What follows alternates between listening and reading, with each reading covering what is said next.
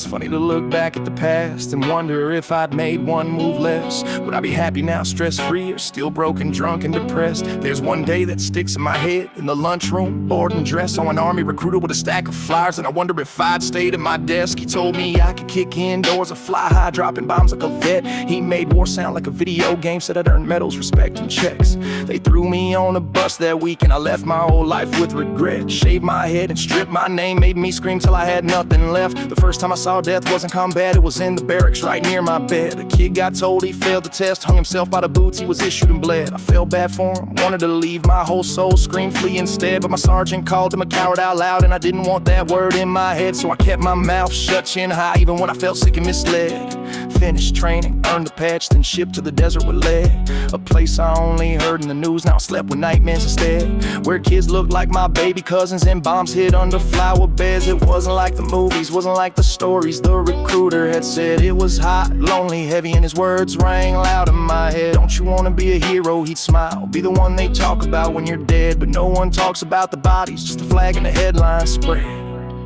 And the worst part ain't the fight, it's the quiet, the guilt, the things left unsaid. So I stared at the sand in the sky, and I wish that I'd stayed home instead. Don't you wanna be a hero? Don't you wanna be the one to save the world?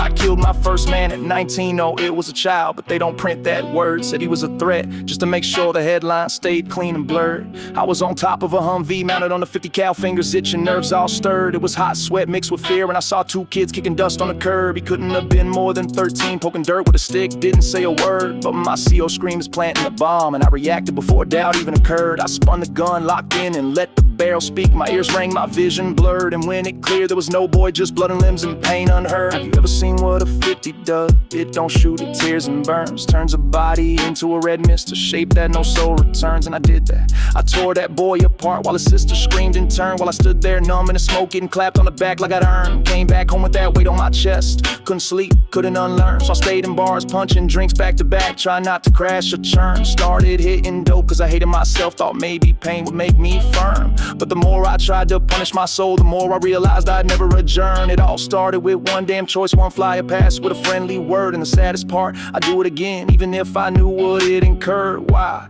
I wish I knew. I guess there's something in war I preferred, something in chaos and action and silence that peace never quite confirmed. Maybe I loved it, or maybe I loved who I was before I returned. All I know is I came back empty, and that's the part that always burns.